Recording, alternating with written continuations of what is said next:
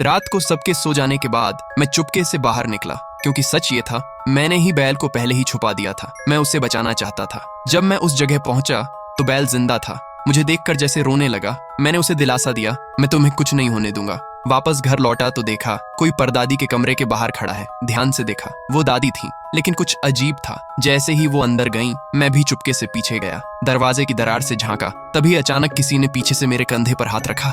मैं डर के मारे जम गया। मुड़कर देखा, वो दादी थी, लेकिन मैंने तो अभी उन्हें अंदर जाते देखा था। उनका चेहरा अचानक डरावना हो गया। उन्होंने मेरा गला पकड़ लिया और चीखने लगी, मुझे मांस चाहिए, मुझे 2 पैरों वाला जानवर चाहिए। और मैं बेहोश हो गया। सुबह जब मेरी आंख खुली, सब कुछ सामान्य था। दादी को कुछ याद ही नहीं था। मैंने सोचा शायद ये सपना था, लेकिन तभी बाहर से आवाज आई, तुम्हारी परदादी मर गई।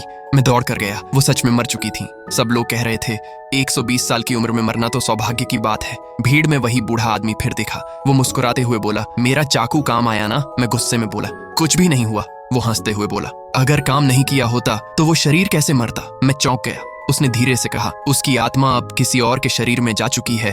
और फिर चेतावनी दी, जब तक तुम ये नहीं जान लेते कि वो किसमें है, तब तक अपने घर में किसी पर भरोसा मत करना। उस रात मैंने एक प्रयोग किया। जमीन पर राख फैलाई ताकि अगर आत्मा वापस आए तो निशान दिखे। लेकिन सुबह वहां कोई पद चिन्ह नहीं था। मतलब जिस शरीर को हमने दफनाया उसमें आत्मा थी ही नहीं। अब डर और बढ़ गया। वो आखिर गई किसके अंदर? दफनाने के दिन दादी ने एक खास जगह चुनी, लेकिन दादाजी अजीब बातें कर रहे थे, जैसे वो परदादी से डरते थे। और दादी आज पहली बार दादाजी के सामने खड़ी हो गई। उनकी आंखों में कुछ अलग था। जब शव को दफनाया जा रहा था, एक पल के लिए मुझे लगा परदादी की आंखें हिलीं। मैं समझ नहीं पा रहा था ये सच था या मेरा भ्रम। बाद में मैं फिर उस बूढ़े आदमी के पास गया। उसने कब्र देखकर कहा, ये जगह गलत है। यहाँ दफनाने से आत्मा कभी शांति नहीं पाएगी और रास्ता भटक जाएगी।